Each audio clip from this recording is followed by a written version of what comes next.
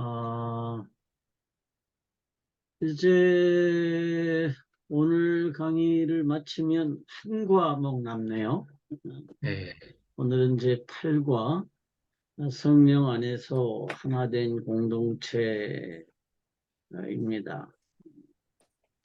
그러니까 우리가 하나님 앞에 신앙을 고백할 때 제일 마지막 고백이 뭐냐 하면 성령을 믿는다라고 하는 거고,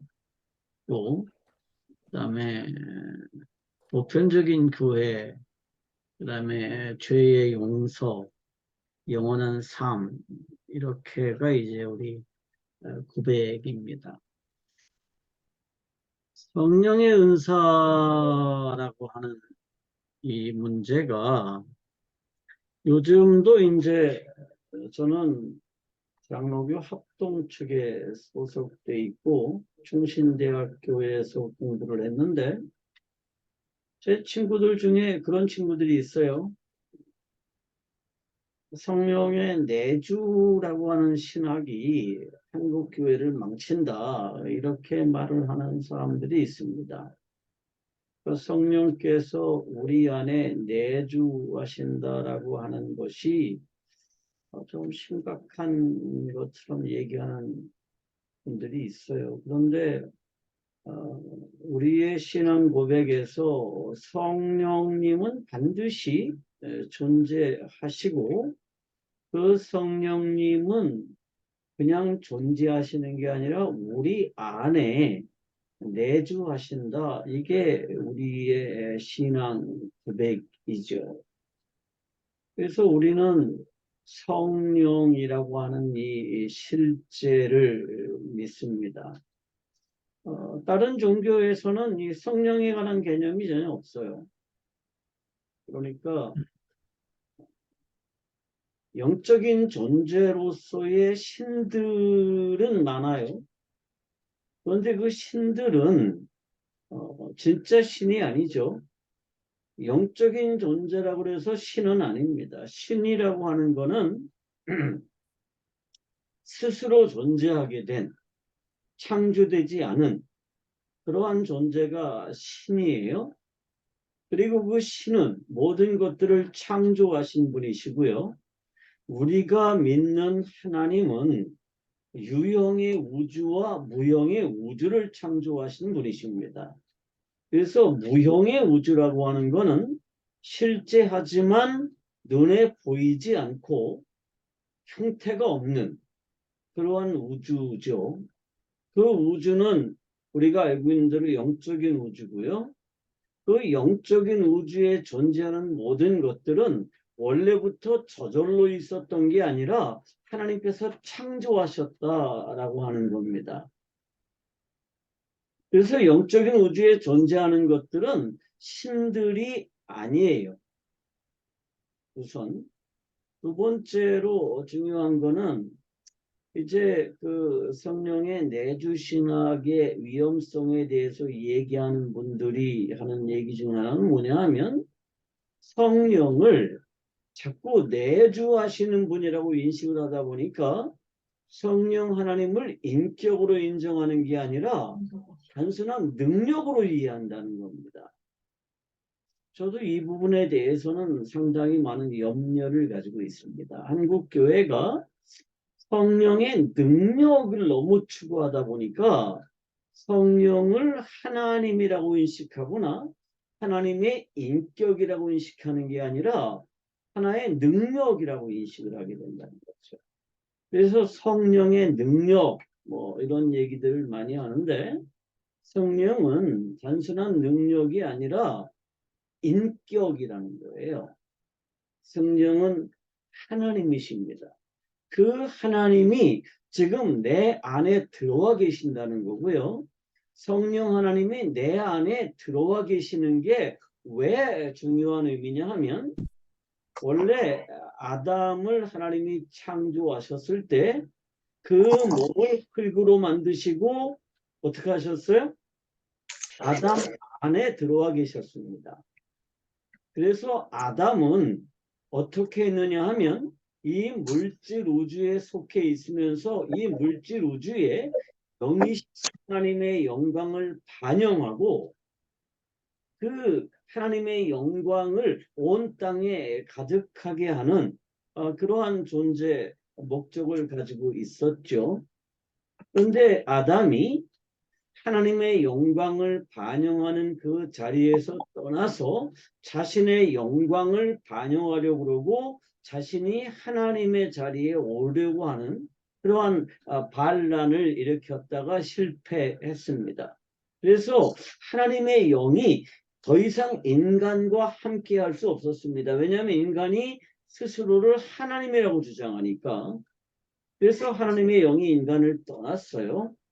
그리고 그것을 제가 아담이 벌거벗었다라고 하는 성경의 표현이라고 말씀을 드렸습니다. 이 강의를 못 들으신 분들을 위해서 제가 조금만 더 설명을 할게요. 아담이 선악과를 먹었습니다. 자기가 하나님이 되겠다라고 하는 유혹에 속아서 하나님이 되려고 선악과를 먹었어요. 그리고 이제 자기가 하나님이라고 주장했습니다. 그래서 하나님이 더 이상 인간과 함께 할 수가 없죠. 인간이 하나님이라고 주장하는 한. 그래서 하나님의 영이 인간을 떠났습니다. 그런데 인간 안에 하나님의 영이 거주하실 동안에는 어떤 일이 있었냐면 인간을 하나님의 영이 감싸고 있었습니다. 시편 8편 5절에 뭐라고 되어 있냐면 사람이 무엇이길래 주께서 저를 늘 생각하시고 주께서 저를 권고하시나이까 인간을 천사보다 조금 못하게 창조하시고 그럴 때 그 사실은 천사라는 말이 아니라 말라크가 아니라 엘로힘이에요. 하나님보다 조금 못하게 창조하시고 영화와 존귀로 관을 씌우셨다 그랬는데 이 관을 씌우다라는 단어가 아타르라는 단어를 써요. 이거는 둘러싸다라는 뜻입니다. 그러니까 다시 말하면 인간은 하나님의 영이 그 안에 들어와 있을 때 하나님의 영화와 존귀로 둘러싸여 있었는데 하나님의 영이 떠나니까 어떻게 됐냐 하면 인간을 둘러싸고 있던 영화와 존귀가 떠나가고 발가벗겨졌다. 그런 의미예요. 그런데 예수 그리스도의 복음으로 말미암아서 우리의 죄가 용서됐습니다. 그리고 다시 하나님의 영이 내 안에 들어오셨다는 거예요. 그리고 하나님의 영이 내 안에 들어오심으로써 나를 뭐라고 인정하시냐면 의롭다라고 인정하신다는 겁니다. 그게 이제 성령께서 내 안에 들어오셨다라고 하는 의미예요. 그러니까 성령이 내 안에 들어오시면 내가 능력을 행하고 무슨 신비한 어떤 체험을 하게 되고 그러는 게 성령이 오신 목적이 아니라 내가 의로워지면 내가 죄가 없어지면 복음을 믿고 그 복음으로 말미암아서 내 죄가 용서되면 이제 다시 하나님의 영이 내 안에 들어오시게 되고 내 안에서 나를 통해 하나님의 영광이 다시 드러나게 된다는 거. 이게 우리가 성령의 존재를 믿는다라고 하는 겁니다. 그러니까 성령께서 계시다는 것을 믿는다는 게 아니에요. 성령이라는 분이 우리 안에 들어와 계신다.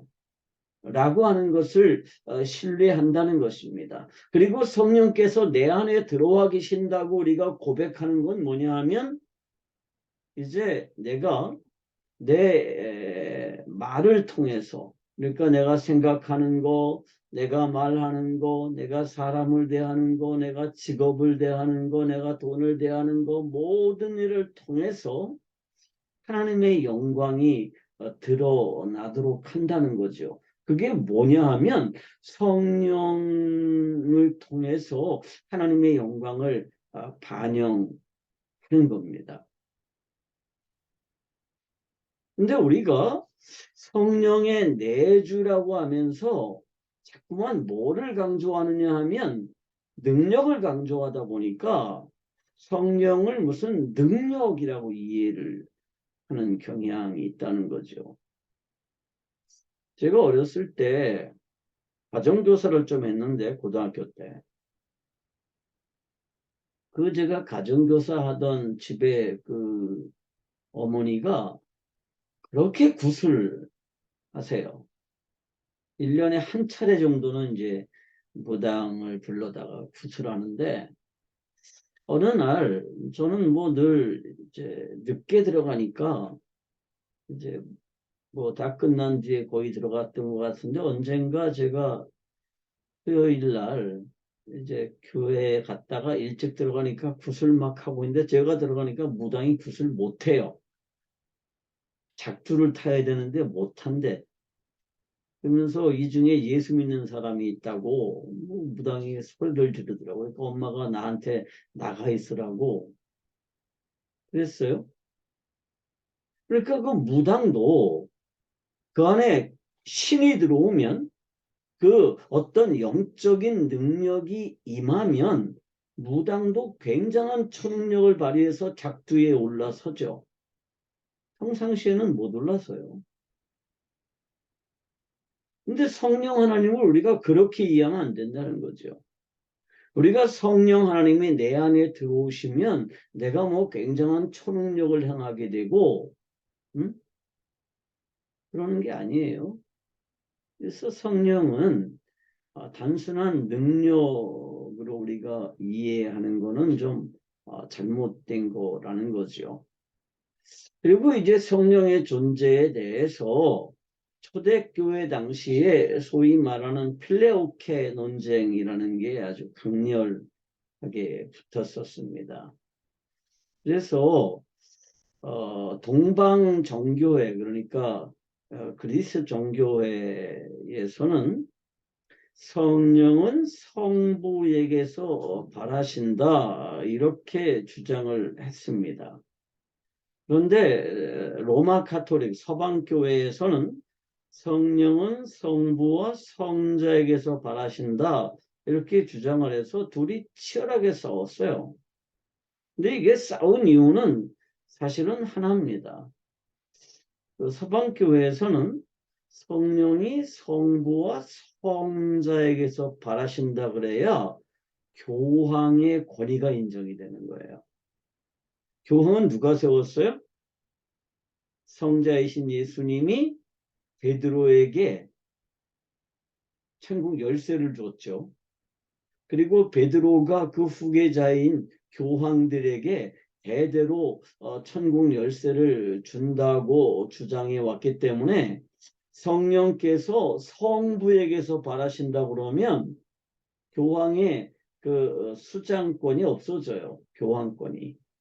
그래서 이제 이것 때문에 심하게 싸웠는데 성부와 성령과 성자는 같은 분이시죠. 같은 분이십니다. 그런데 이제 우리는 관심을 가져야 될 게 뭐냐 하면 그분이 왜 오셨나는 겁니다. 성령 하나님이 왜 이 세상에 오셨을까 하는 거죠. 그러니까 성령 하나님이 그냥 놀러 오신 거 아니에요.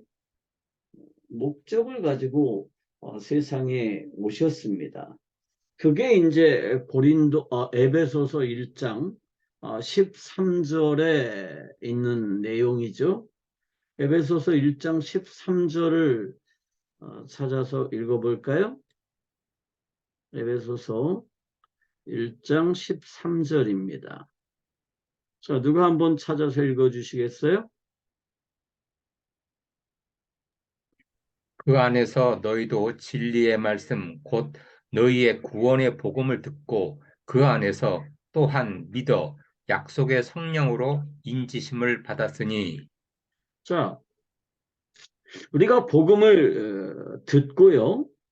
그리고 그 복음을 믿었습니다. 그러면 성령 하나님이 내 안에 들어오셔서 그 구원을 확증해 주신다라는 거예요.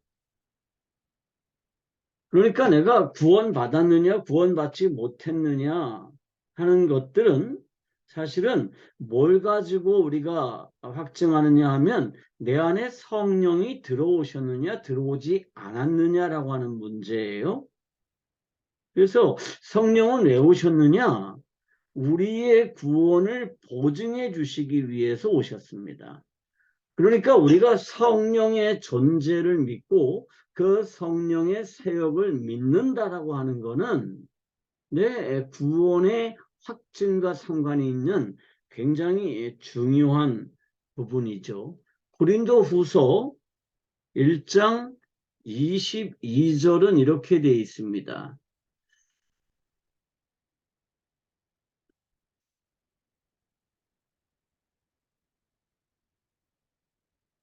그가 또한 우리에게 인치시고 보증으로 우리 마음에 성령을 주셨느니라 그랬습니다.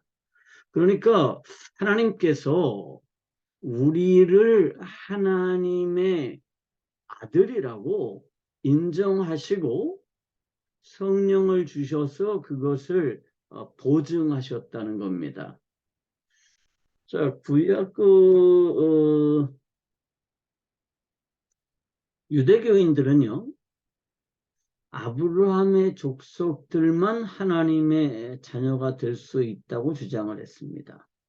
그래서 할례 받은 사람들만 하나님의 자녀들이고 할례 받지 못한 사람들은 하나님의 자녀가 될 수 없다고 생각을 했죠. 그런데 이제 예수님이 하늘나라로 가시고 성령 하나님이 사람들에게 임했습니다. 그리고 사람들이 다 성령에 충만한 것을 경험했어요. 그 후에 하나님께서 베드로를 누구에게 보내요?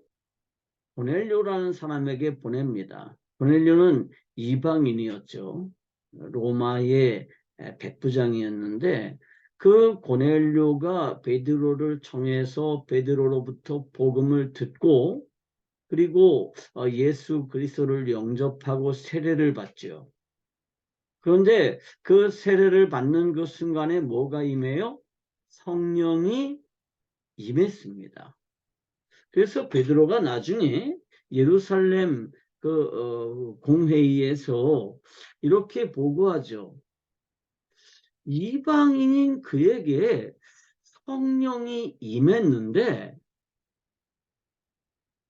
내가 그 사람들에게 세례를 안 베풀 수가 없고 그들이 구원받았다고 내가 인정하지 않을 근거가 전혀 없다. 이런 보고를 합니다. 그러니까 성령이 왜 오셨느냐? 우리의 구원을 보증하기 위해서 오셨다는 겁니다. 그래서 우리가 흔히 그런 말을 하죠. 예수 믿으면 예수님 지금 어디 계세요? 사형리로 전도할 때. 그러면 정답은 뭐예요? 예수님 어디 계시죠? 내 안에 계세요. 그게 이제 사형리 전도할 때 정답이에요. 사람들이 우물쭈물하면 뭐라 그러죠? 그 예수님은 지금 형제 안에 있습니다. 그러면 이제 따로 하라고 그러죠. 그래서 내 죄를 용서하시고 예수님이 내 안에 들어와 계심을 믿습니다. 이런 이제 고백을 따라서 하게 하는데 내 안에 들어와 계시는 분이 누구세요? 성자 예수 그리스도께서 내 안에 들어와서 실제하는 게 아니라 내 안에 들어와서 실제하시는 분은 누구냐 하면 성령 하나님이십니다. 그 성령 하나님은 성자 예수께서 새롭게 창조하신 그 새로운 생명과 함께 내 안에 들어오셨어요. 그리고 내 안에 그 새로운 생명을 성장시킴으로써 내가 뭐가 되도록 하느냐 하면 내 구원의 보증이 되신다는 거예요. 에베소서 4장 30절 한번 볼까요? 에베소서 4장 30절입니다. 하나님의 성령을 근심하게 하지 말라. 그 안에서 너희가 구원의 날까지 인치심을 받았느니라. 여기에도 또 인치셨다라는 표현이 나옵니다. 인치셨다는 게 뭐예요? 보증하셨다라는 겁니다. 영어로 하면 개런티했다 이런 거죠. 그러니까 우리가 하나님의 자녀라고 하는 것을 보증해 주시는 분이 누구냐? 성령 하나님이십니다. 그러니까 성령은 어떤 능력이거나 신비한 힘이 아니라 하나님이시고요. 그 하나님이 내 안에 들어오셨다라고 하는 얘기는 뭐예요? 내가 죄 없는 존재가 됐다는 뜻입니다. 내가 나를 하나님이라고 인정하는 한 하나님은 나와 함께 할 수가 없어요. 그런데 내가 그 예수 그리스도께서 내 반역죄를 용서하셨다는 사실을 믿고 그 예수님을 신뢰하면 그러면 나는 예수님 안에 있게 되고 그리고 예수님은 내 안에 있게 되는데 그것을 다른 표현으로 하면 성령님께서 내 안에 들어오셨다라고 하는 표현이 되는 겁니다. 그래서 우리가 이것을 삼위가 한 분이시다 이렇게 생각하는 거죠. 그래서 사도신경에 삼위일체라는 말은 나오지 않아요. 그렇지만 우리가 성부 하나님, 성자 예수님, 성령 하나님을 동일한 하나님으로 고백하면서 우리 삼위일체 신앙을 인정하게 되는 거죠. 고린도 전서를 한번 가서 볼까요? 고린도 전서 12장입니다. 4절부터 13절까지를 좀 읽을 텐데요. 3절부터 읽겠습니다. 그러므로 내가 너희에게 알리노니 하나님의 영으로 말하는 자는 누구든지 예수를 저주할 자라 하지 아니하고 또 성령으로 아니하고는 누구든지 예수를 주시라 할 수 없느니라. 이렇게 말씀하고 난 뒤에 이렇게 얘기해요. 은사는 여러 가지나 성령은 같고 직분은 여러 가지나 주는 같으며 또 사역은 여러 가지나 모든 것을 모든 사람 가운데서 이루시는 하나님은 같으니 각 사람에게 성령을 나타내심은 유익하게 하려 하심이라. 어떤 사람에게는 성령으로 말미암아 지혜의 말씀을, 어떤 사람에게는 같은 성령을 따라 지식의 말씀을, 다른 사람에게는 같은 성령으로 믿음을, 어떤 사람에게는 한 성령으로 병 고치는 은사를, 어떤 사람에게는 능력 행함을, 어떤 사람에게는 예언함을, 어떤 사람에게는 영들 분별함을, 다른 사람에게는 각종 방언 말함을, 어떤 사람에게는 방언을 통역함을 주시나니 이 모든 일은 같은 한 성령이 행하사 그의 뜻대로 각 사람에게 나누어 주는 것이니라. 몸은 하나인데 많은 지체가 있고 몸의 지체가 많으나 한 몸인 것 같이 그리스도도 그러하니라. 우리가 유대인이나 헬라인이나 종이나 자유인이나 다 한 성령으로 세례를 받아 한 몸이 되었고 또 다 한 성령을 마시게 하셨느니라. 자, 여기까지 읽습니다. 성령이 내 안에 오셨어요.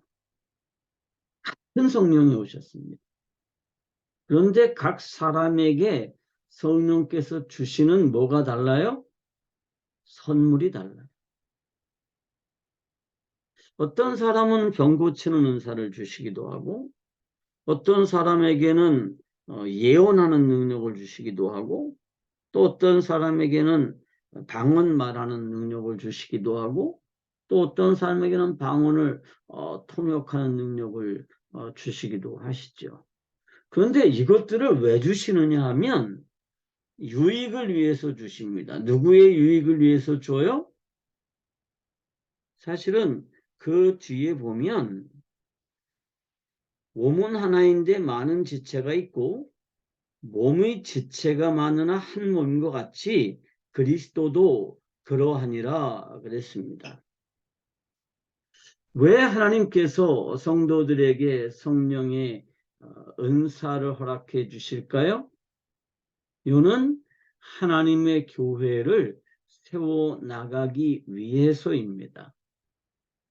그러니까 성령의 은사라고 하는 것은 어떤 개인의 유익을 위해서 혹은 어떤 개인의 영적인 파워를 위해서 하나님께서 성령의 은사를 주시는 게 아니에요.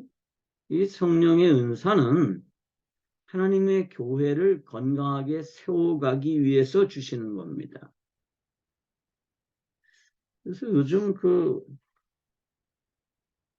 투시 은사를 받았다는 분이 있어요. 저는 그런 사람들 보면 되게 무서워요. 응? 그래서 자기가 투시를 해보니까 누구 마음속에 시커먼 게 있대요. 그렇다고 나한테 조심하래. 그 사람 조심하래. 그럼 나는 그 권사님이 무서워. 그 권사님이 내 안에도 시커먼 거 있다고 그러면 어떡하지? 시커먼 거 있을 거 아니에요, 내 안에도. 근데 그 권사님이 보면 어떡하죠? 그런데 투시의 은사는 그런 게 아니에요. 또 뭐 영들 분별하는 은사가 또 뭐 있다고 그래가지고 아니 저 사람하고 나하고는 영이 다르대. 그러면 저 사람에게 있는 거는 성령이고 내 안에 있는 건 악령인가? 혹은 내 안에 있는 분은 성령인데 저 사람 안에 있는 영은 악령인가? 혹은 내 안에 있는 분은 성령의 영인데 저 사람은 어떤 천사의 영을 가지고 있나? 그거를 분별하라는 뜻일까요? 근데 우리가 왜 이런 생각들을 하느냐 하면 성령을 자꾸 능력으로 생각하니까 그래요. 예언의 은사도 마찬가지입니다. 예언이라는 게 뭐예요? 앞길을 얘기하는 거예요? 미래를 얘기하는 게 예언인가요? 그러니까 성경에서 그 예언자라고 하는 말이 나비라고 하는 걸 쓰는데요. 이 나비는 무슨 뜻이냐 하면 하나님의 말씀을 맡았다라는 뜻입니다. 그러니까 하나님께서 그 하나님의 말씀을 그 사람에게 불어넣어 준 거고요. 그 사람은 하나님의 말씀을 맡아서 전해주는 거예요. 그게 나비예요. 그게 예언자고요. 그러면 예언 은사라는 건 뭐예요? 하나님의 말씀을 맡아서 그 하나님의 말씀을 전해주는 거예요. 그럴 수 있는 탁월한 능력이 있는 분들이 있죠. 그리고 그 능력은 자기 자신의 유익을 위해서 쓰여지는 게 아니라 하나님의 교회를 건강하게 세워지는 일을 위해서 쓰여지는 거죠. 저는 하나님께서 저에게 예언의 은사를 주셨다라고 믿습니다. 그리고 하나님께서 저에게 맡겨주신 이 말씀, 이 복음을 정말 최선을 다해서 전하려고 노력을 하고 있어요. 왜냐하면 그게 하나님께서 저에게 주신 은사이기 때문입니다. 그러면 이 하나님의 은사는 한 사람한테 하나씩만 있을까요? 아니에요. 어떤 사람은 예언의 은사를 가지기도 하고 동시에 또 방언의 은사를 가지기도 하고 뭐 그렇습니다. 병 고치는 은사가 나타날 때도 있죠. 어떤 분들은 구본식 목사는 방언도 안 하고 병 고칠지도 모르고 막 그러는 줄 알아요.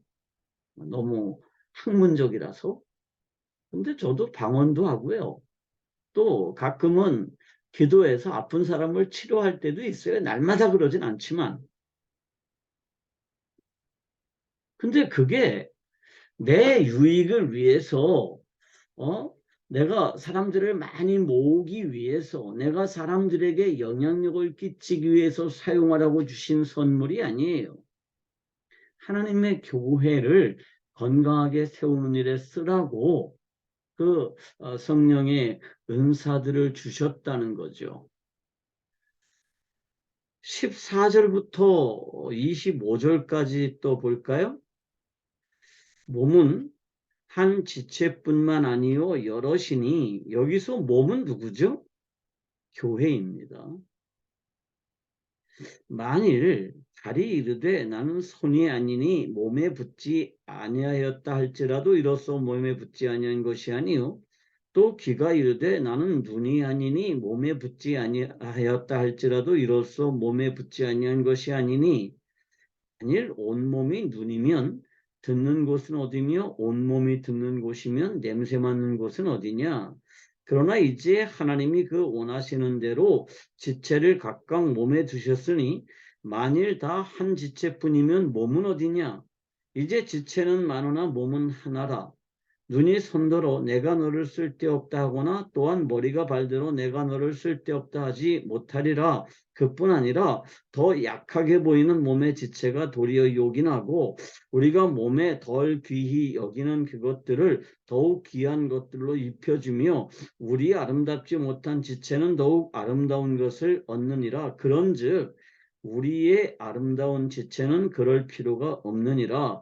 오직 하나님이 몸을 고르게 하여 부족한 지체에게 귀중함을 더하사 몸 가운데 분쟁이 없고 오직 여러 지체가 서로 같이 돌보게 하셨느니라 그랬습니다. 성령은 내 안에 들어와 계시는데 왜 내 안에 들어와 계시느냐 하면 교회를 이루기 위해서입니다. 그래서 하나님의 영을 모시고 있는 성전들의 연합체가 교회죠. 그리고 교회는 모두가 동일한 능력을 가지고 있지 않습니다. 동일한 직분을 가지고 있지 않아요. 각자가 다 다릅니다. 그리고 그 각자가 다른 것들이 잘 연합해서 뭐를 이루어 나가는 거예요? 교회를 이루어 나가는 겁니다. 눈은 눈대로, 귀는 귀대로, 손은 손대로, 발은 발대로 자기의 직분 그대로 최선을 다해서 자신의 역할을 하면 되는데 이 모든 것들이 어디에 연결되어 있어야 되는 거예요? 머리신 그리스도에게 연결되어 있어야 되는 거죠. 내 손가락은 지금 어디에 붙어 있습니까? 외면적으로 내 팔에 붙어 있는 것 같지만 이 손가락을 움직이는 그 명령은 어디서 내려와요? 머리에서 내려옵니다. 제가 8년 전에 베트남 하노이에서 정말 심각한 뇌졸중이 온 적이 있어요.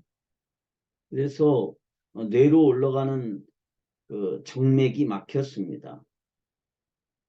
그래서 뇌에 피가 공급이 안 됐어요. 그래서 정말 죽을 뻔했는데 겨우겨우 한국으로 돌아와서 그 막혔던 혈관을 뚫었어요.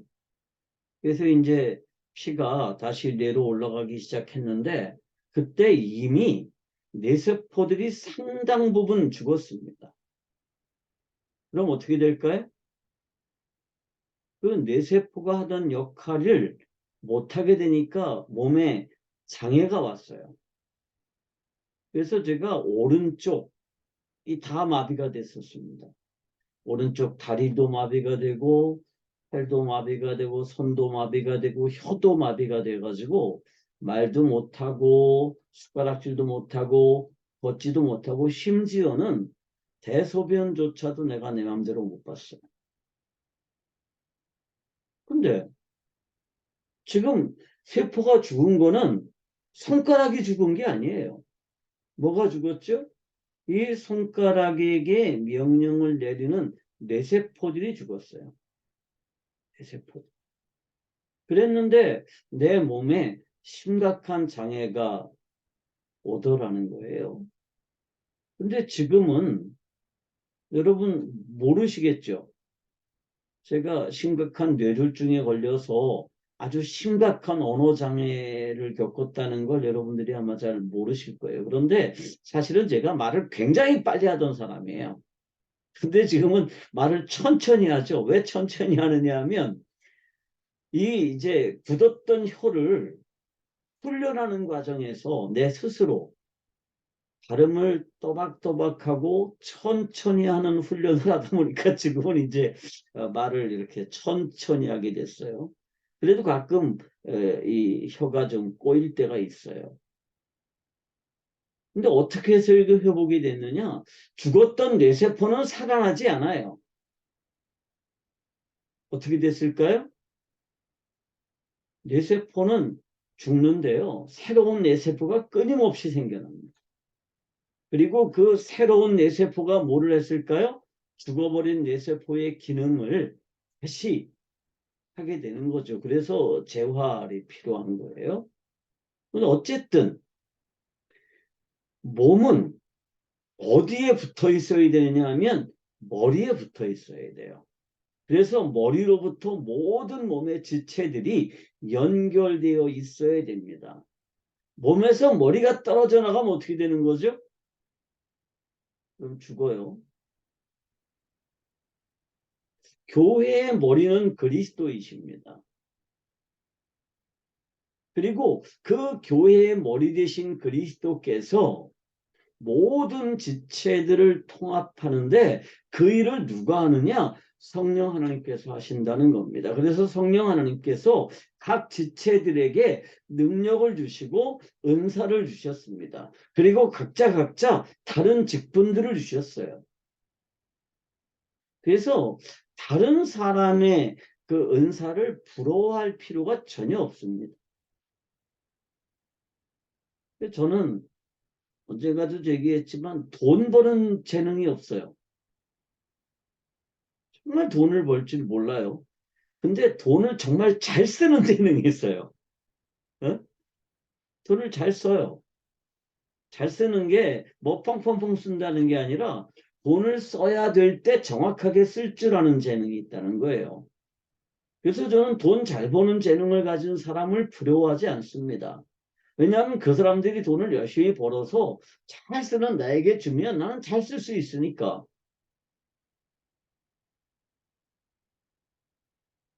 어떤 분들은 머리 좋은 사람을 부러워해요. 근데 그건 그 사람의 재능이에요. 말 잘하는 사람? 그건 그 사람의 재능이에요. 운동 잘하는 사람? 그건 그 사람의 재능이에요. 그 모든 재능들을 하나님은 어떻게 하시느냐? 그리스도라고 하는 머리를 통해서 하나로 연결되게 하시는데 그 연결되는 기능을 누가 하느냐? 성령 하나님께서 하신다는 겁니다. 그래서 성령은 두 가지의 목적을 가지고 이 세상에 오셨습니다. 하나는 내 구원을 보증하시기 위해서 오셨어요. 그리고 내 안에 이 보증으로서 선물을 주시고 그 선물을 통해서 뭐 하시기 위해서 오셨느냐? 교회를 이루어 나가기 위해서 오셨다는 거예요. 그러니까 우리가 성령을 믿는다라고 하는 거는 이런 거죠. 그런데 이제 성령께서 내 안에 들어와 계신다라고 하는 것이 우리 구원의 보증이라고 그랬는데 이거를 우리가 어떻게 확신할 수 있죠? 내 안에 성령이 계신다는 거? 그거는 내 인격의 변화를 통해서 알 수가 있죠. 그래서 그 성경에 보면 우리에게는 두 가지의 열매가 있죠. 두 가지 열매가 있습니다. 하나는 육체의 열매고요. 또 다른 하나는 성령의 열매입니다. 근데 육체의 열매라고 하는 거는 뭐냐 하면 내 몸을 죄에게 들여서 죄의 도구로 쓰이도록 하는 게 육체 열매입니다. 로마서 6장 4절부터 14절까지 말씀을 한번 볼까요? 로마서 6장 4절부터 14절입니다. 제가 읽습니다. 그러므로 우리가 그의 죽으심과 합하여 세례를 받음으로 그와 함께 장사되었나니 이는 아버지의 영광으로 말미암아 그리스도를 죽은 자 가운데서 살리신 것 같이 우리로 또한 새 생명 가운데서 행하게 하려 함이라. 만일 우리가 그의 죽으심과 같은 모양으로 연합한 자가 되었으면 또한 그의 부활과 같은 모양으로 연합한 자도 되리라.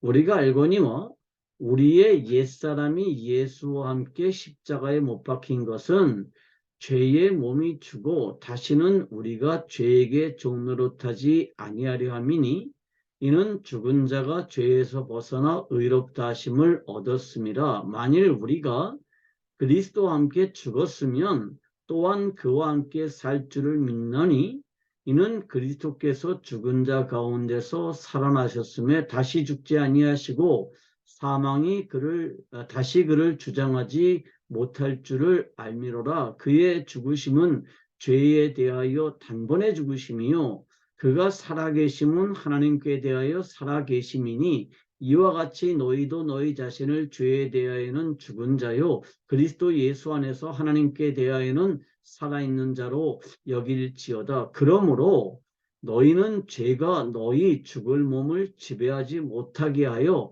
몸의 사욕에 순종하지 말고 또한 너희 지체를 불의의 무기로 죄에게 내주지 말고 오직 너희 자신을 죽은 자 가운데서 다시 살아난 자 같이 하나님께 드리며 너희 지체를 의의 무기로 하나님께 드리라. 죄가 너희를 주장하지 못하리니 이는 너희가 법 아래 있지 않고 은혜 아래 있음이라. 이렇게 되어 있습니다.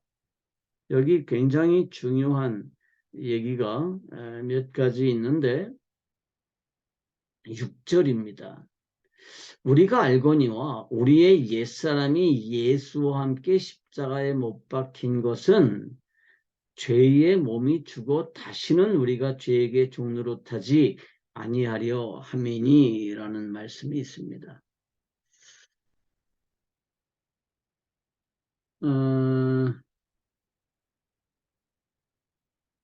예수 그리스도께서 십자가에 못 박혀 죽었습니다. 그때 나도 같이 십자가 못 박혔어요. 그럼 나만 십자가 못 박혔을까요? 여기서 바울이 이 말했는데 바울만 예수와 함께 십자가 못 박혔나요? 아니에요. 예수께서 인간의 반역죄를 대신해서 죽을 때에 그 모든 반역의 옛사람이 함께 십자가에 못 박혔습니다. 이건 예외가 없어요. 그런데 모든 사람이 죽었어요. 그런데 예수께서 다시 살아나셨습니다. 모든 사람이 다 죽었는데 예수께서 살아나실 때 예수와 함께 있던 사람들, 예수 안에 있는 사람들, 예수 그리스도를 그 안에 모신 사람들은 어떻게 해요? 다시 살아났죠. 그것을 성경은 뭐라 그러냐 하면 거듭났다 그러고 새 생명을 받았다 그러고 영원한 생명을 받았다고 그러는 거예요. 그래서 실질적으로 내 옛사람은 죽었습니다. 그리고 내 안에 누가 들어오셨느냐 하면 예수 그리스도께서 새롭게 창조하신 그 부활하면서 창조하신 그 부활의 생명이 내 안에 들어오셨어요. 그리고 이제는 내가 누구를 통해서 사는 거예요? 그 새 생명이 사는 거라는 겁니다. 그런데 이 옛 생명은 죽어버렸어요. 왜 죽었을까요? 옛 생명은 계속해서 죄의 무기가 돼서 죄를 짓는 일에 사용되거든요. 여기서 말하는 죄는 어떤 걸까요? 물론 이 불경건한 삶의 모습들일 수도 있어요.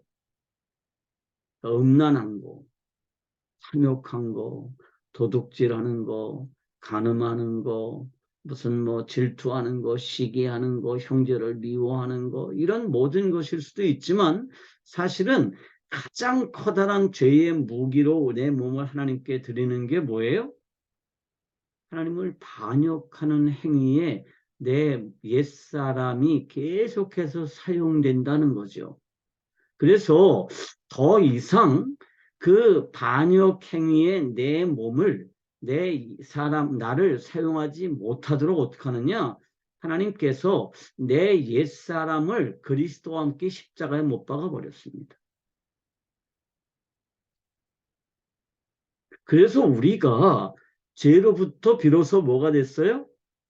자유로워졌습니다.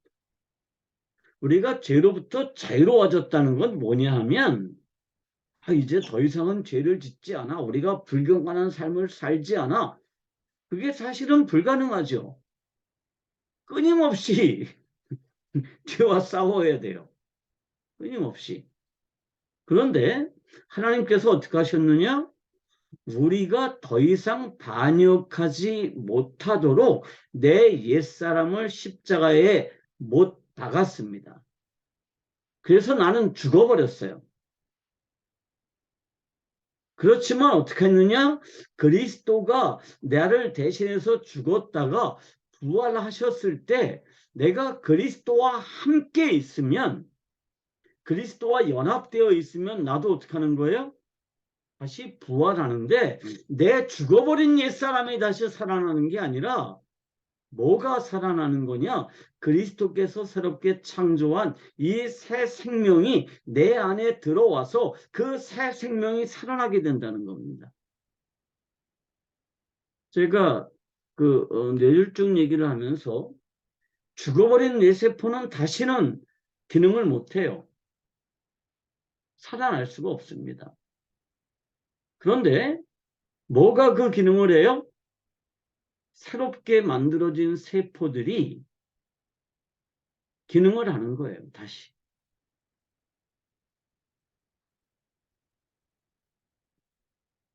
성령은 이 일을 위해서 우리 안에 들어오셨습니다. 그리고 우리가 내 삶을 보면 두 가지가 동시에 나타나죠. 하나는 뭐예요? 육체 열매들이 나타납니다. 육체 열매들이. 그게 갈라디아서 5장 19절에서 21절에 나와 있죠. 한번 볼까요? 갈라디아서 5장 19절에서 21절.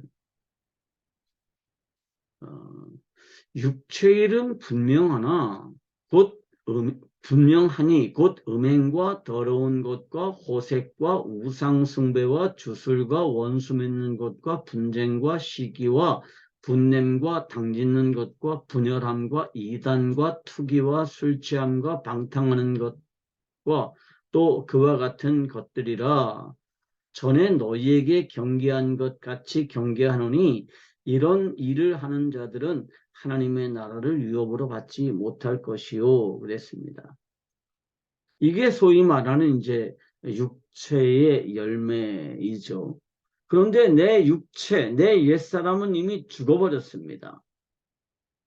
그런데 이게 전혀 안 나타나느냐? 그렇진 않다는 게 문제예요. 여전히 죽어버렸지만 여전히 이러한 육체의 일들이 내게서 나타난다는 거죠. 그런데 그와 동시에 뭐가 나타나요? 성령의 열매들이 나타나죠. 성령의 열매는 뭐예요? 22절부터 오직 성령의 열매는 사랑과 희락과 화평과 오래 참음과 자비와 양선과 충성과 온유와 절제니 이 같은 것을 금지할 법이 없느니라 그랬습니다. 이 두 가지가 내 안에 동시에 있어요. 내 옛사람의 인품, 내 옛사람의 습성, 이게 그냥 있습니다. 응? 음행, 더러운 거, 호색하는 거, 뭐 원수 맺는 거, 분쟁, 뭐 시기, 분냄, 당짓는 거, 분열하는 거, 투기하는 거, 뭐 이런 여러 가지 것들이 여전히 있어요. 그런데 내 안에 누가 있어요? 성령의 열매들을 맺을 수 있는 성령 하나님이 내 안에 들어와 계신다는 거예요. 그리고 그 성령 하나님은 뭐를 하시죠? 내 안에 그리스도께서 창조하신 새로운 생명이 자라나도록 돕습니다. 그래서 이 새로운 생명이 자라나면 자라날수록 어떻게 될까요? 내 옛 생명은 점차 힘을 잃어간다는 거예요. 그런데 이 성령의 열매들이라고 하는 것은 몇 가지 특징이 있습니다. 첫째, 성령의 열매는 능력이 아니에요. 사랑, 희락, 화평, 오래 참음, 자비, 양선, 충성, 온유, 절제, 이 9가지 열매는 능력과 상관이 없습니다. 이거는 인격이에요. 인품입니다. 누구의 인품일까요? 그리스도의 인품이에요. 이게 이제 내 안에 심겨져 있는 겁니다. 그런데 이거는요, 옛사람에게도 비슷하게 있어요.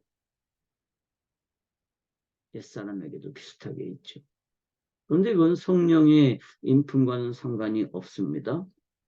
또 한 가지 특징이 뭐냐면 이거는 절대로 혼자서 훈련할 수 없습니다. 사랑은요, 절대로 혼자서 금식 기도 첫날을 해도 이건 훈련되지 않아요. 이거는 반드시 누가 있어야 돼요?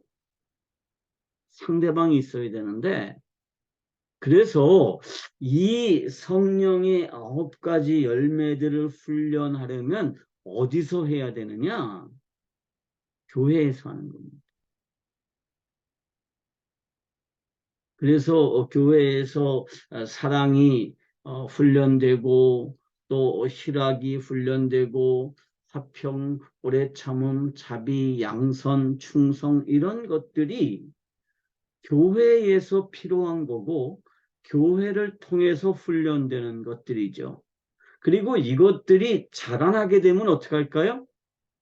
내 옛사람의 습성은요, 점차 힘을 잃어갈 겁니다. 왜 그럴까요? 그것은 이미 죽었기 때문입니다.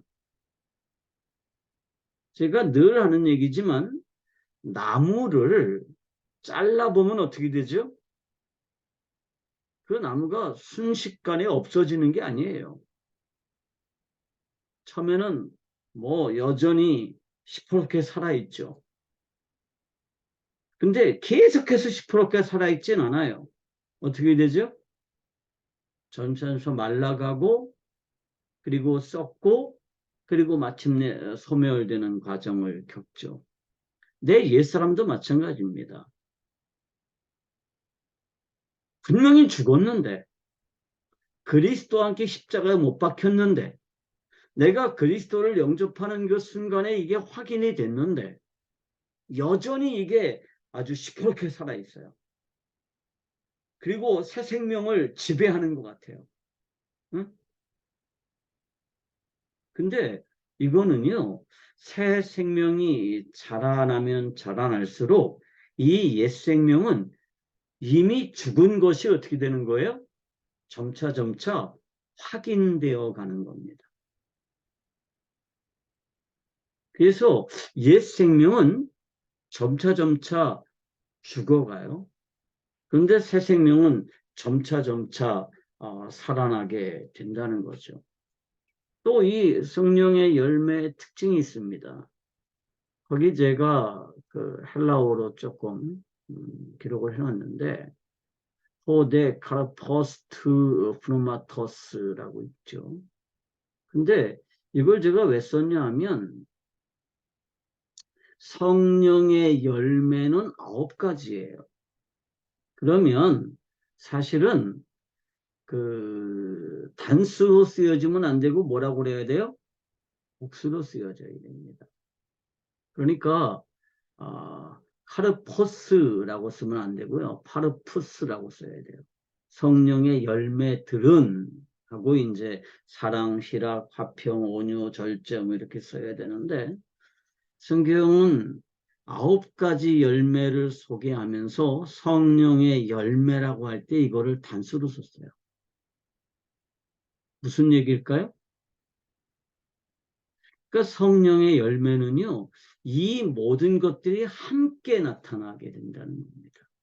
그러니까 어떤 사람에게는 사랑이 있는데 어떤 사람에게는 사랑이 없고 어떤 사람에게는 실학이 있는데 어떤 사람에게는 실학이 없고 뭐 그렇게 되는 게 아니에요. 우리가 내 안에 예수 그리스도의 새로운 생명이 들어오셨고 그 새로운 생명이 자라나도록 돕기 위해서 성령 하나님이 오셨다면 그러면 이 새 생명이 반드시 자라나게 되어 있습니다. 이 새 생명이 자라나는 과정을 통해서 뭐가 되느냐?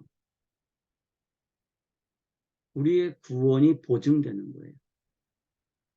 누가 보증하죠? 하나님이 보증하시고 내가 그것을 알게 되는 겁니다.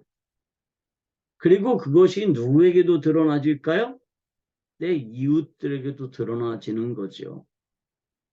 그래서 제가 늘 하는 얘기이지만 제가 오랫동안 이 청소년 사역을 했는데 우리 그 단체가 가지고 있는 모토가 그거예요.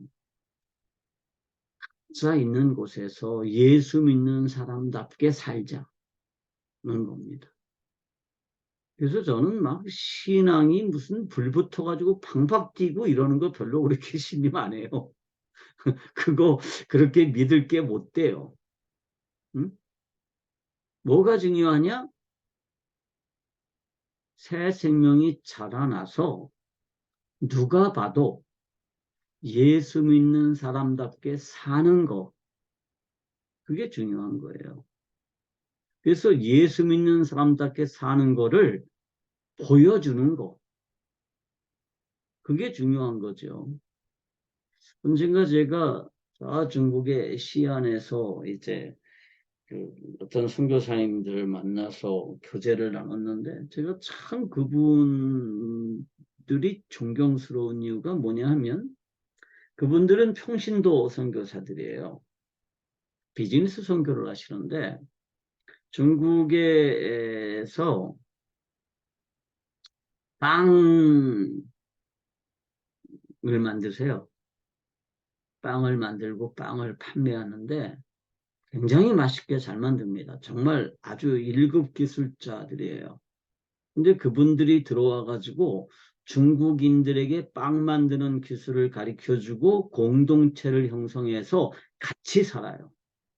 그리고 몇 군데 빵집을 이렇게 운영을 해요. 중국의 빵집 잘 돼요. 근데 그분들이 가지고 있는 모토가 뭐냐 하면 복음을 보여주는 삶을 살자는 거예요. 그러니까 내가 사는 모습을 통해서 누가 드러나는 거냐 하면 복음이 드러나는 건데 그것을 다른 표현으로 말하면 내가 사는 모습을 통해서 하나님이 보여지는 거예요. 그것을 우리가 뭐라고 그러냐 하면 영적으로 성숙된 것이라고 부르고요. 다른 말로 하면 저는 그게 성령 충만이라고 이렇게 생각을 합니다. 그러니까 무슨 능력을 행하는 거, 대단한 어떤 신비한 일을 하는 거, 그게 성령 충만이 아니에요.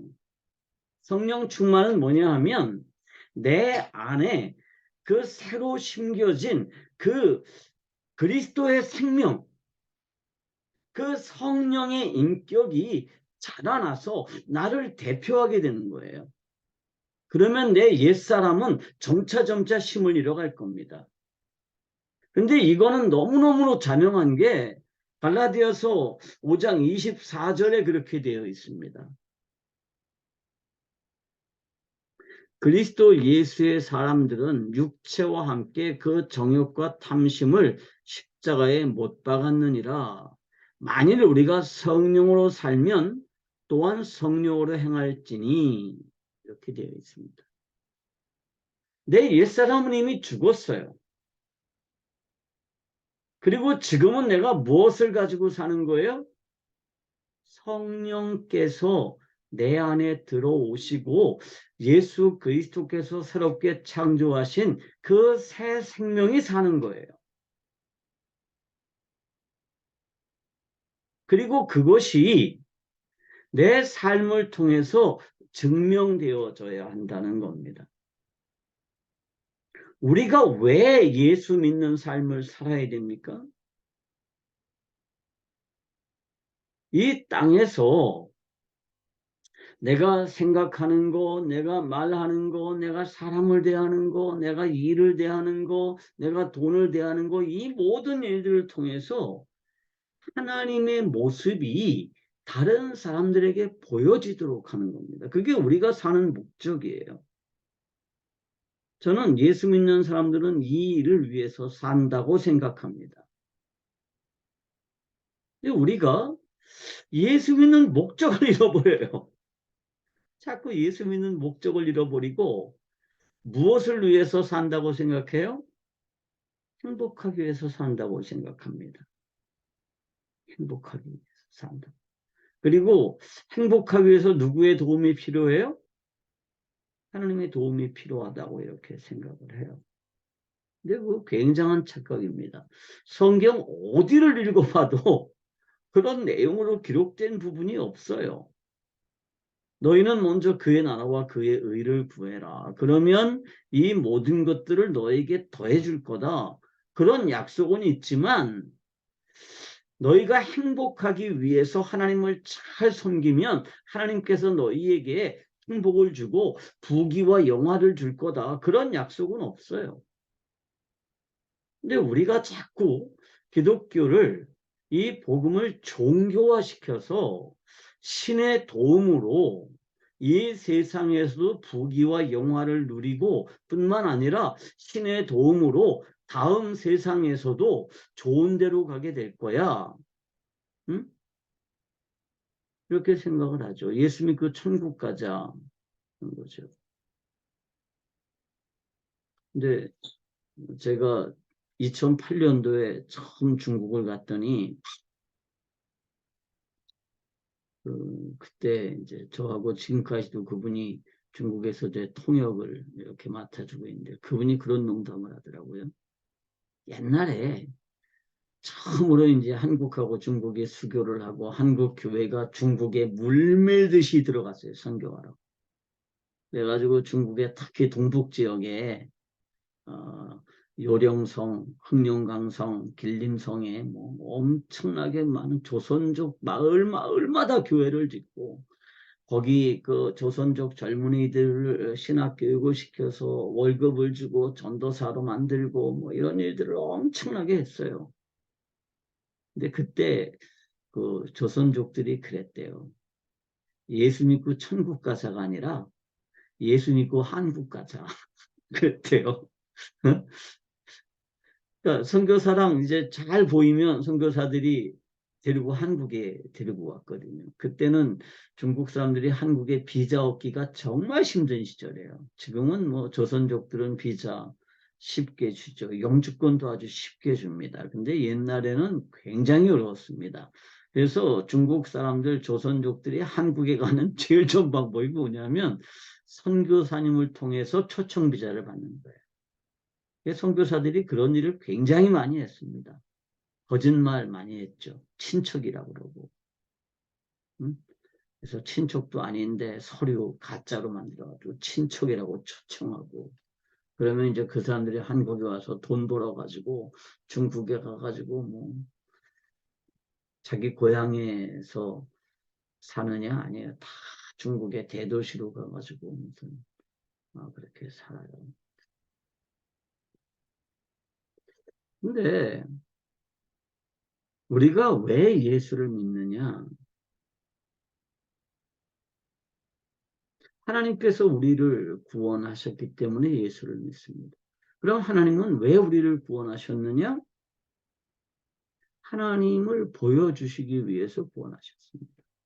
그래서 내가 이 세상에 살면서 정말 최선의 관심을 기울여야 되는 게 뭐냐 하면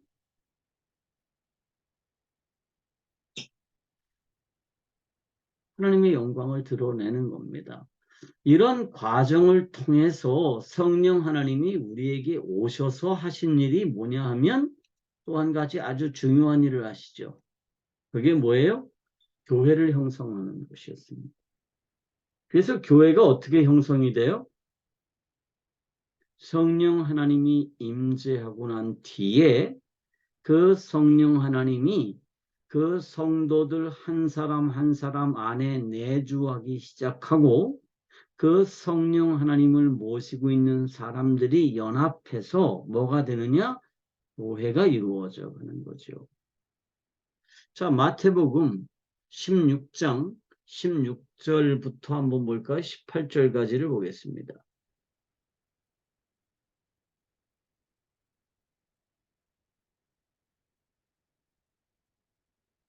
마태복음 16장 16절부터 18절까지입니다. 시몬 베드로가 대답하여 이르되 주는 그리스도시요 살아계신 하나님의 아들이시니이다. 예수께서 대답하여 이르시되 바 요나 시몬아 내가 복이 있도다. 이를 내게 알게 한 이는 혈육이 아니요 하늘에 계신 내 아버지시니라. 또 내가 네게 이르노니 너는 베드로라. 내가 이 반석 위에 내 교회를 세우리니 음부의 권세가 이기지 못하리라. 이렇게 말씀하셨습니다. 교회는 어디에 세워졌느냐 하면 베드로 위에 세워진 게 아니죠. 어디에 세워졌어요? 신앙 고백 위에 세워졌습니다. 주는 그리스도시요 살아계신 하나님의 아들이십니다라고 하는 이 위대한 신앙 고백 위에 교회가 세워졌는데 이 신앙 고백은 베드로가 잘나서 한 고백이 아니에요. 누가 하도록 하신 고백이에요? 아버지 하나님께서 그런 고백을 하도록 하셨다는 겁니다. 그러면 베드로에게 찾아오셨던 그 아버지 하나님은 누구실까요? 그분은 성령님이십니다. 로마 캐토릭은 이 부분을 오해를 해서 베드로가 초대 교황이고 베드로의 터 위에 교회가 세워졌다 이렇게 오해들을 하죠. 자, 요한복음 19장을 가볼까요?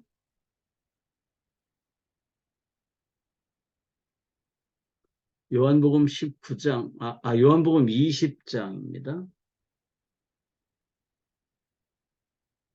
요한복음 20장 19절부터 한번 보겠습니다. 이날 곧 안식 후 첫날 저녁 때에 제자들이 유대인들 두려워하여 모인 곳의 문들을 닫았더니 예수께서 오사 가운데 서서 이르시되 너희에게 평강이 있을지어다. 이 말씀을 하시고 손과 옆구리를 보이시니 제자들이 주를 보고 기뻐하더라. 또 이르시되 너희에게 평강이 있을지어다. 아버지께서 나를 보내신 것 같이 나도 너희를 보내노라. 이 말씀을 하시고 그들을 향하여 숨을 내쉬며 이르시되 성령을 받으라.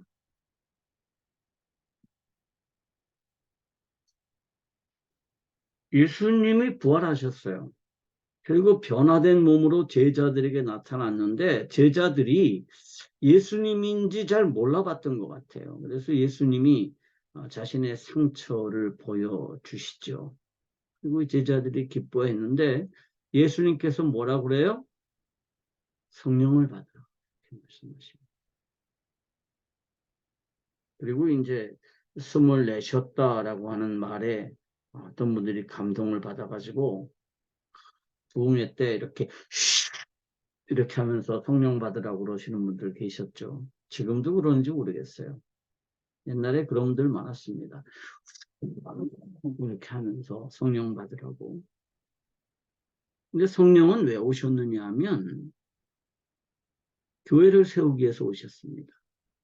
그래서 성령이 성도들에게 임하고 나서 그 성도들이 뭐를 형성하기 시작했느냐 하면 교회를 형성하기 시작했죠. 시브리서 12장을 한번 가서 볼까요? 시브리서 12장입니다. 18절부터 22절까지를 읽겠습니다. 18절부터 22절까지입니다. 너희는 만질 수 있고 불이 붙는 산과 침침함과 흑암과 폭풍과 나팔 소리와 말하는 소리가 있는 곳에 이른 것이 아니라 그 소리를 듣는 자들은 더 말씀하지 아니하시기를 구하였으니 이는 짐승이라도 그 산에 들어가면 돌로 침을 당하리라 하신 명령을 그들이 견디지 못함이라. 그 보이는 바가 이렇듯 무섭기로 모세도 이르되 내가 심히 두렵고 떨린다 하였느니라. 그러나 너희가 이른 곳은 시온 산과 살아계신 하나님의 도성인 하늘의 예루살렘과 천만 천사와 하늘에 기록된 장자들의 모임과 교회와 만민의 심판자이신 하나님과 및 온전하게 된 의인의 영들과 이렇게 되어 있습니다. 그러니까 예전에는요, 하나님을 만나려면 어디로 가야 됐죠? 모세가요, 백성들 데리고 호렙산으로 갔습니다. 거기에 하나님이 임재하셨어요. 그런데 이게 너무너무 두려웠어요. 그래서 모세 외에는 하나님에게 갈 수가 없었어요. 그런데 지금은 어떻게 되어 있죠? 교회 안에 하나님이 임재하세요. 그리고 우리는 뭐가 됐어요? 교회가 됐습니다. 자, 내가 예수님을 믿어요. 그럼 내 안에 누가 들어오세요? 예수 그리스도께서 들어오시죠. 하나님께서 내 안에 계십니다. 그러면 하나님을 모시고 있으니까 내가 뭐가 되는 거예요? 그러면 우리 몸이 거룩한 성전이 되는 거죠. 이 거룩한 성전들의 모임이 뭐냐 하면 교회예요. 그래서 교회는 성령의 임재로 말미암아서 형성이 되기 시작을 했죠. 뭐 이거는 요거만 간단하게 설명하고 넘어가겠습니다. 교회가 형성이 됐어요. 그런데 교회가 이제 분쟁하기 시작을 합니다. 교회의 분쟁에 있어서 가장 큰 역할을 한 사람들이 누구냐면 아다나시우스하고 아리우스라는 사람이에요. 이 둘의 논쟁이 굉장히 길게 있었습니다. 그래서 이 논쟁이 언제 시작이 되냐면 AD 325년에 니케아 공회에서 시작을 해가지고 AD 381년에 콘스탄티노플 공회 때까지 계속돼요. 그리고 이제 아리우스는 이단으로 정죄가 됐습니다. 그리고 이 아다나시우스에서 이제 같은 신앙 고백을 했던 사람들이 또 둘로 나뉘어져요. 서방교회와 동방교회로 나뉘어집니다. 그래서 서로마를 중심으로 해가지고 유럽에는 서방교회가 있었고요. 그 다음에 콘스탄티노플을 중심으로 해가지고 그리스, 터키 이쪽에는 비잔틴 제국이 있었고 거기는 이제 동방교회가 만들어졌습니다. 그리고 서방교회는 다시 로마 카톨릭과 개신교회로 나누어졌죠. 그리고 동방교회는 러시아 정교회, 뭐 그리스 정교회, 그 다음에 이집트에 있는 콥틱 교회, 그 다음에 무슨 아르메니우스 정교회, 뭐 여러 정교회들을 만들었어요. 근데 이게요, 그 아다나시우스하고 아리우스가 이제 논쟁을 한 가장 커다란 문제는 성자 예수님의 신성에 관한 문제였습니다. 그러니까 아다나시우스는 성자 예수님은 본래부터 하나님이셨다라는 거예요. 응? 그래서 삼위일체를 주장을 했습니다. 그런데 아리우스는 뭐라고 생각했냐면 예수님은 인간이셨는데 어느 날 자신이 하나님이라는 사실을 자각했다는 거예요. 언제? 세례받을 때. 그래서 아리우스는 예수 그리스도가 본래 하나님이 아들이 아니라 인간이었는데 자신이 하나님의 아들이시라는 사실을 인식하기 시작을 했고 그 하나님의 아들로 인류의 죄를 대신해서 죽었다 이렇게 주장을 했습니다. 이게 이제 아다나시우스파하고 아리우스파의 이제 가장 커다란 문제였는데요. 아다나시우스는 이제 지금의 교회들을 형성했고 아리우스는 네스토리우스라는 사람이 아리우스의 후계자인데 그래서 네스토리우스파를 형성을 했습니다. 그 네스토리우스파는 유럽 지역에서 선교를 못했어요. 그래서 인도를 통해서 이제 왔다가 중국으로 가서 당나라에 이제 와서 조금 정착을 한 듯 했습니다. 그래서 당나라의 정관 9년에 이게 당태종 시대인데요. 그 대진사라고 하는 이제 일종의 그 네스토리우스 그 경교라고 그러는데요. 그 사찰을 줘요. 그리고 이 정관 9년에는 당나라 수도인 시안에 이 대진사라고 하는 이 교회가 있었습니다. 그리고 이 경교가 당나라와 교류가 있었던 신라로 들어왔던 것 같아요. 그래서 신라에도 네스토리우스 파가 아마 들어왔었던 것 같습니다. 그래서 지금도 그 우리 하베스트의 이용우 교수님이신가요? 그분은 도마라는 사람이 한국에 왔었다라고 하는 것을 강력하게 주장하면서 지금도 뭐 굉장히 열심히 연구하고 계시죠. 근데 저는 도마라는 분이 인도에서 순교했거든요. 근데 뭐 신라에 왔었다고 그러니까 왔을 수도 있지. 근데 그게 무슨 뭐 아무런 영향력이 없잖아요. 그 도마가 전해준 복음이 뭐 지금까지 뭐 희미하게라도 뭐 전해온다든지 그런 것도 아니고 그냥 왔다 갔대요. 뭐 중요한 건 아닙니다. 그리고 이제 교회는 이렇게 다양하게 분열했습니다.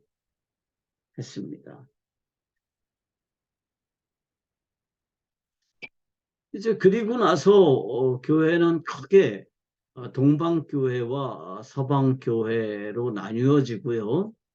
이 동방교회와 서방교회는 각자가 일종의 신조를 만들었죠. 신앙 고백서를 만들었습니다. 근데 이거를 보면요. 비슷해요. 다른 점이 별로 없습니다. 그래서 서방교회나 동방교회나 어떤 고백을 하냐 하면 하나님은 유형과 무형의 창조주이시다라고 하는 것을 고백합니다. 그러니까 우리의 신앙 고백은 하나님께서 전능하셔서 천지를 만드셨다라고 고백하지만 사실은 로마 카톨릭이나 동방 정교회에서는 전능하신 하나님께서 유형, 무형의 이 우주를 창조하셨다는 것을 믿는다 이렇게 고백을 합니다.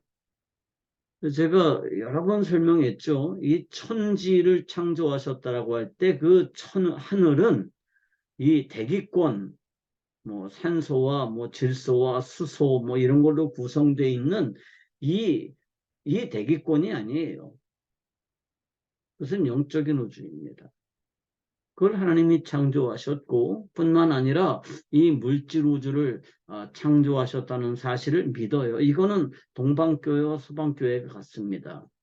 그 다음에 하나님과 본질에서 동일하신 아들 예수 그리스도에 대한 고백이 같아요.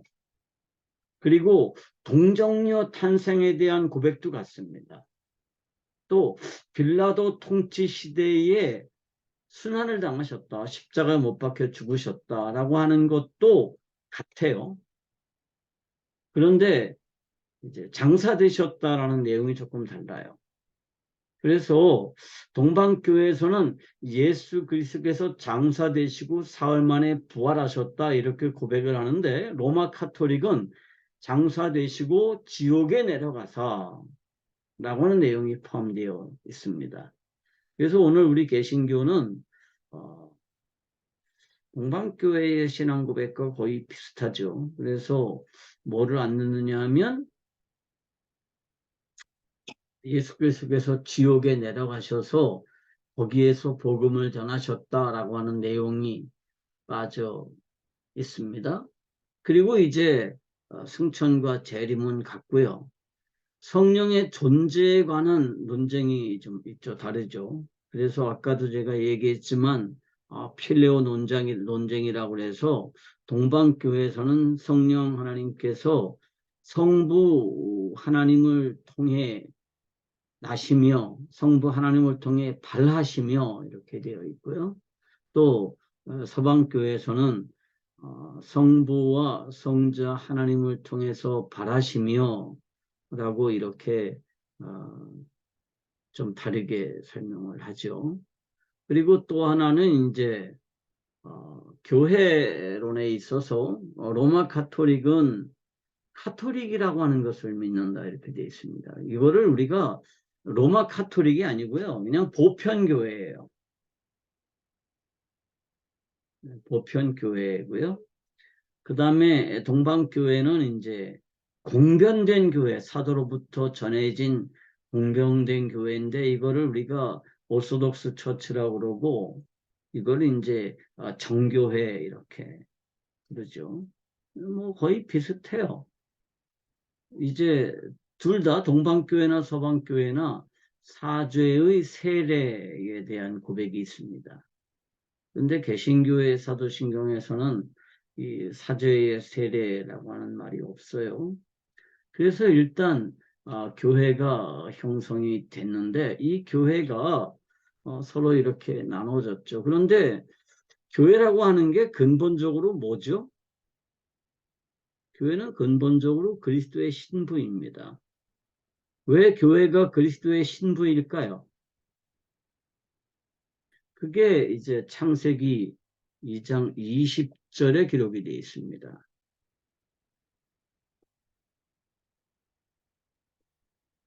창세기 2장 20절입니다.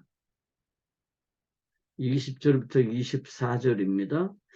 아담이 모든 가축과 공중의 새와 들의 모든 짐승에게 이름을 주니라. 아담이 돕는 배필이 없으므로 여호와 하나님이 아담을 깊이 잠들게 하시니 잠들매 그가 그 갈빗대 하나를 취하고 살로 대신 채우시고 여호와 하나님이 아담에게서 취하신 그 갈빗대로 여자를 만드시고 그를 아담에게로 이끌어 오시니 아담이 이르되 이는 내 뼈 중에 뼈요 살 중에 살이라 이것을 남자에게서 취하였은즉 여자라 부리리라 하니라.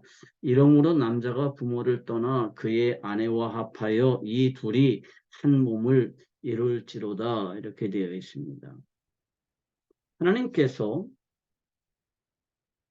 아담에게 누구를 지어주시죠? 돕는 배필인 이브를 지어 주십니다. 그런데 하나님께서 이브를 만들기 위해서 어떻게 하시느냐 하면 아담을 깊이 잠들게 하셨습니다. 근데 여기서 잠들다라고 하는 말이 시브리어에서는 야센이라는 단어를 쓰는데 이거는 죽었다라고 하는 완곡한 표현이에요. 그러니까 하나님이 아담을 죽이셨어요. 그리고 아담에게서 누구를 뽑아내셨어요? 이브를 만들어내셨습니다. 그리고 아담을 다시 살리셨어요. 그리고 아담이 이브를 볼 때 뭐라고 그래요? 내 뼈 중에 뼈고 살 중에 살이다. 이거는 히브리어에서 일종의 관용구인데, 나하고 똑같아. 그런 표현입니다. 그러니까 이브는요, 아담과 똑같은 존재인데, 아담의 신부로 창조가 된 겁니다. 근데 왜 이런 과정을 겪었을까요? 교회의 탄생 과정과 똑같습니다. 교회는 누구의 죽으심과 부활을 통해서 창조됐어요? 예수 그리스도의 죽으심과 예수 그리스도의 부활을 통해서 교회가 만들어졌고요. 그리고 교회는 그리스도와 함께 뭐 하는 거예요? 끊임없이 생육하고 번성해서 하나님의 영광을 온 땅에 가득하게 해야 될 책임이 있습니다. 그래서 교회를 우리가 뭐라고 부르냐면 그리스도의 신부라고 부르는 거죠. 그런데 하나님의 교회를 신부를 왜 만드셨을까요? 신부를 만드신 이유는 아담을 돕는 배필이 필요하기 때문입니다. 자, 한번 볼까요?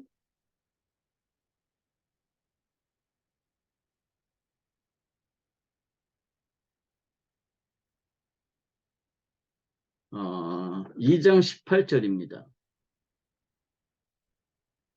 2장 18절 여호와 하나님이 이르시되 사람이 혼자 사는 것이 좋지 아니하니 내가 그를 위하여 돕는 배필을 지으리라 하시니라 이렇게 되어 있습니다.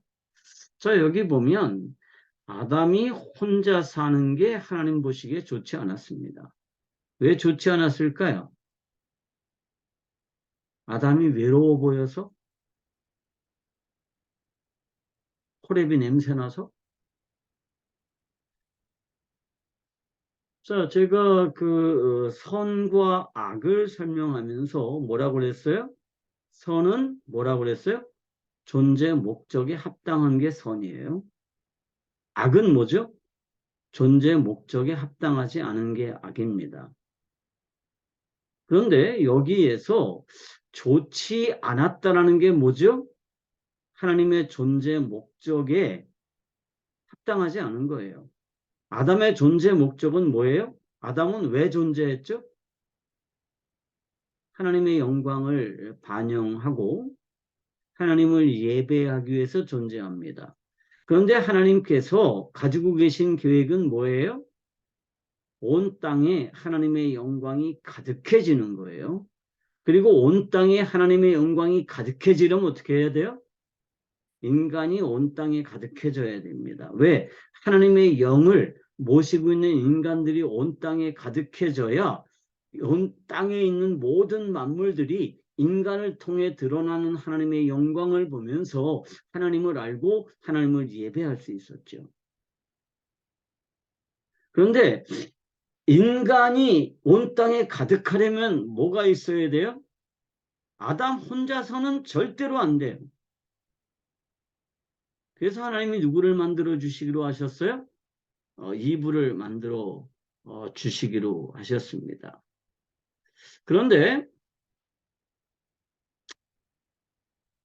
19절은 이렇게 돼 있어요. 그러니까 돕는 배필을 지으리라 18절에 이렇게 말씀하시고 19절은 여호와 하나님이 흙으로 각종 들짐승과 공중의 각종 새를 지으시고 아담이 무엇이라고 부르나 보시려고 그것들을 아담에게 이끌어 가셨다라고 되어 있습니다. 그런데 19절은 원래 시브리어 성경에서는 그래서라고 하는 단어가 접속사가 있습니다. 근데 우리말 성경에서는 이걸 생략했죠. 돕는 배필을 하나님이 만들어 주시기로 하셨어요. 그래서 하나님이 어떻게 하셨느냐? 들짐승과 공중의 새를 만드셨어요. 흙으로. 그리고 그것들을 아담에게로 이끌어 왔습니다. 그리고 아담이 그것들에게 이름을 지어줬어요.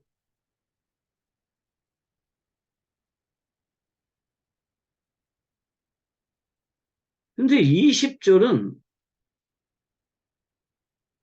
아담이 모든 가축과 공중의 새와 들의 모든 짐승에게 이름을 주니라. 그리고 이제 아담이 돕는 배필이 없으므로 라고 하는 말로 이어지는데 이게 무슨 얘기일까요? 들의 짐승들에게 이름을 지어준 거하고 아담이 돕는 배필이 없는 거하고 무슨 상관이 있죠? 이게 별개의 문장인 것 같아요. 근데 왜 그러냐 하면 접속사가 생략되어 있기 때문입니다. 그러니까 이렇게 돼 있어요. 20절에 아담이 모든 가축과 공중의 새와 들의 모든 짐승에게 이름을 주니라. 그러나 아담이 돕는 배필이 없었다. 이렇게 되어 있습니다. 다시 말하면 아담이 그 모든 공중의 새, 들의 짐승들을 샅샅이 다 살펴봤냐고 해서 뭐를 못 찾았다는 거예요? 자신의 배필이 되어서 생육하고 번성할 수 있을 만한 것을 찾지 못했습니다.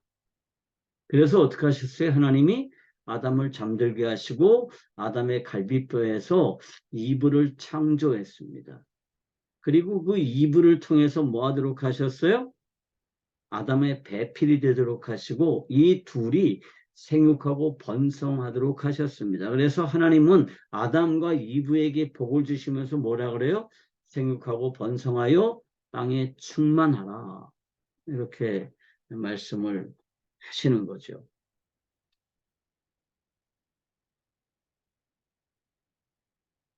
그러니까 이브를 창조하기 전에 하나님께서 아담에게 생육하고 번성하라 라고 복을 주신 것 같지만 이 2장의 요 내용은 그것을 좀 더 자세하게 설명하는 거예요.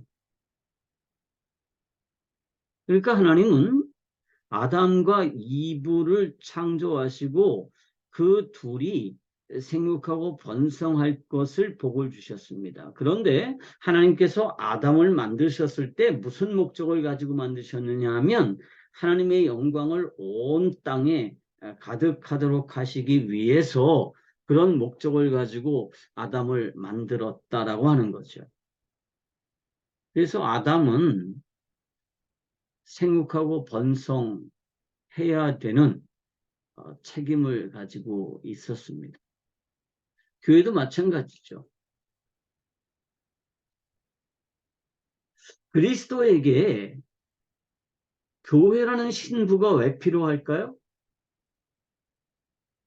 하나님의 영광이 다시 온 땅에 가득하도록 하기 위해서입니다. 교회는요, 끊임없이 뭐 해야 돼요? 생육하고 번성해서 온 땅에 가득해져야 됩니다. 그래야 이 교회를 통해서 뭐가 드러날까요? 하나님의 영광이 드러납니다. 그러니까 하나님의 영을 그 안에 모시고 있는 그리스도인들이 하나님의 백성들이 온 땅에 가득해지면 거기에 하나님의 영광이 가득해질 거예요. 그리고 이 그리스도의 연합이 뭐예요? 그 연합이 바로 교회이죠. 그래서 교회의 목표는 뭐냐 하면 생육하고 번성해지는 거죠. 그래서 이 교회는 두 가지 교회가 있습니다. 하나는 이제 무형교회고요. 우주적인 교회라고 그러고 하나는 이제 지역교회, 우주적인 지역에 있는 교회들입니다. 그리고 이 일을 위해서 누가 오셨느냐? 보혜사 하나님이 오셨습니다. 보혜사 하나님은 나를 영적으로 성숙시켜서 내게서 그리스도의 영광이 나타나게 할 뿐 아니라 교회를 이제 생육하고 번성하도록 돕기 위해서 오셨습니다. 그래서 교회는 땅끝까지 복음을 전해야 되죠. 땅끝까지 복음이 전해지면 뭐가 이루어질까요?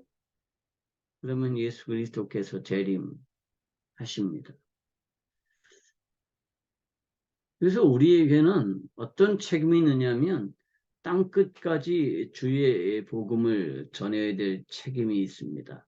디모데후서 1장 10절을 한번 읽어보겠습니다.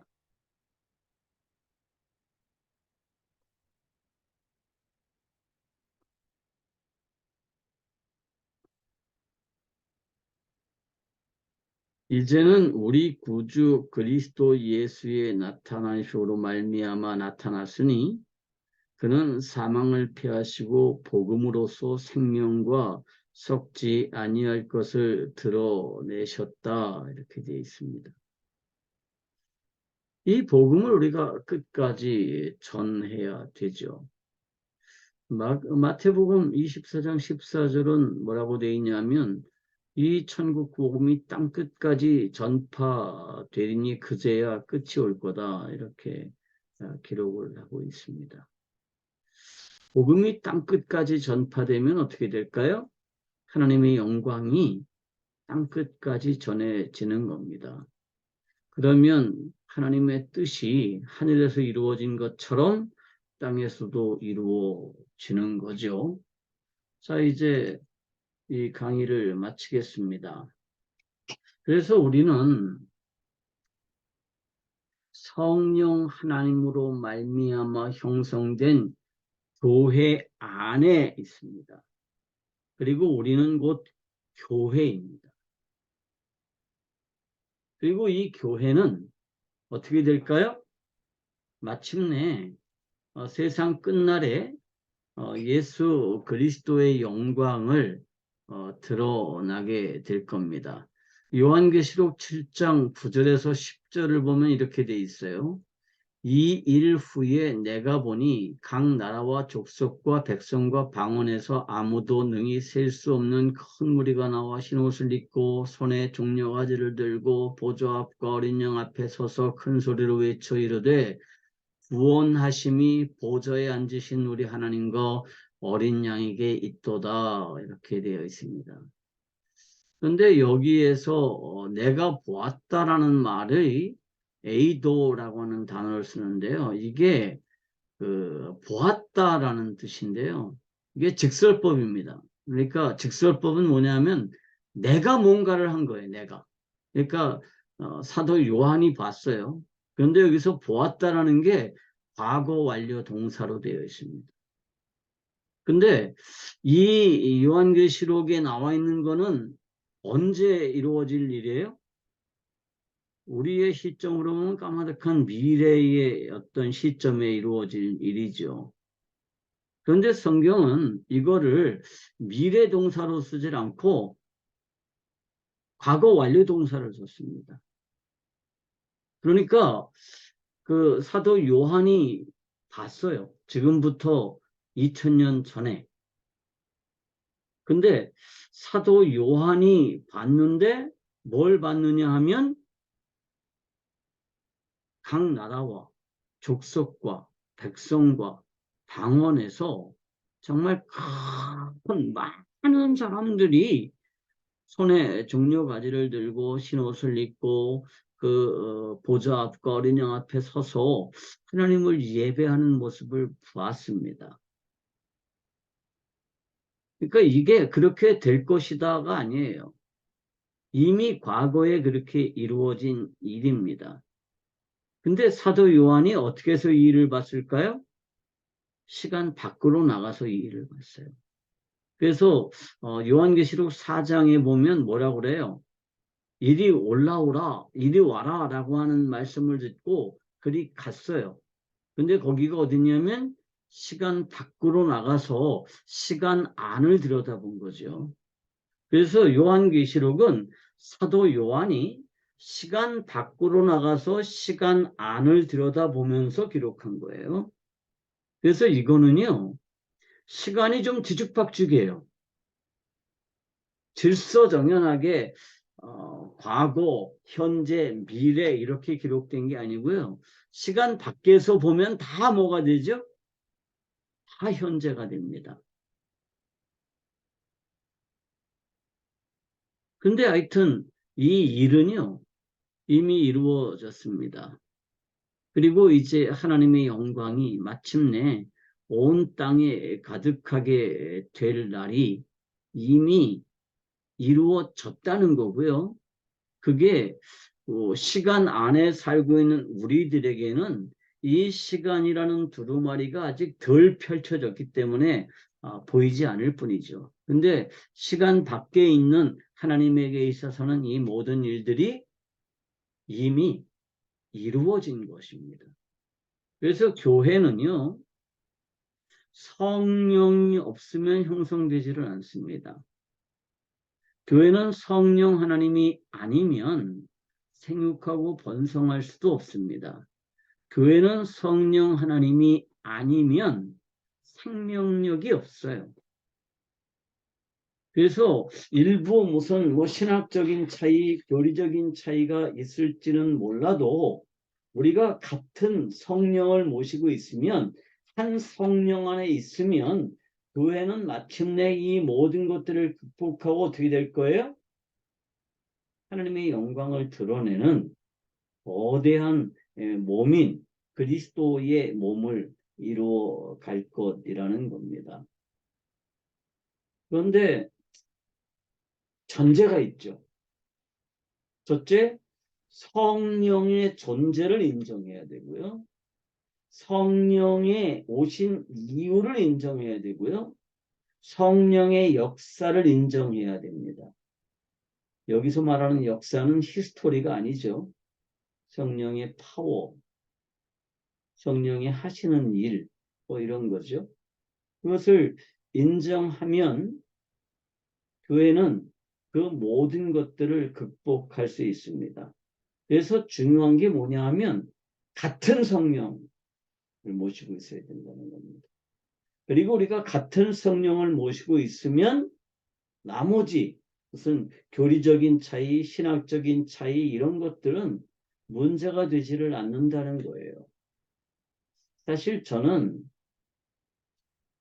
이제 이 장로교 합동체 꼴통에 속해 있어가지고요. 감리교 목사님들 중에 아는 분들이 전혀 없었어요. 순복음교회 목사님들도 아는 분들이 전혀 없었어요. 그래서 저는 감리교를 되게 오해했습니다. 감리교회는 복음이 없어. 이렇게 오해를 했어요. 순복음교회는 말씀이 없어.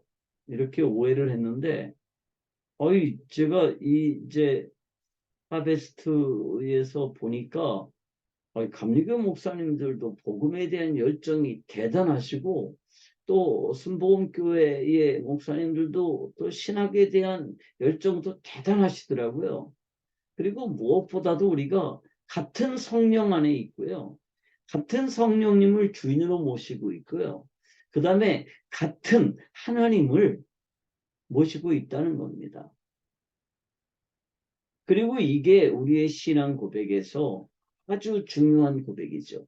성령을 믿으며 거룩한 공교회라고 하는 것을 인정한다는 겁니다. 여기서 공교회는 로마 카톨릭이 아니라 거대한 우주적인 교회를 인정한다는 겁니다.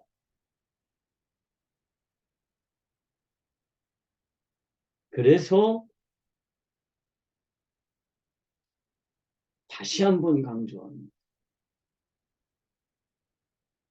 여러분들이나 저나 같은 성령 하나님을 모시고 있습니다. 한 성령이에요. 각자가 조금씩 다를 수 있죠. 그렇지만 성령은 하나이고요. 그래서 모든 차이들을 능히 극복할 수 있고, 그 다음에 같은 목표를 가지고 같이 전진해 갈 수 있는 거죠. 이제 오늘 강의는 여기서 마치고 기도하고 조금 늦었지만 질문을 좀 받는 시간을 가지도록 하겠습니다. 오늘 제가 시간 조절을 잘 못해서요. 강의가 조금 늦어졌고 뒷부분에 설명이 조금 부실했던 거 여러분들 양해를 좀 부탁드립니다. 감사합니다. 기도하겠습니다.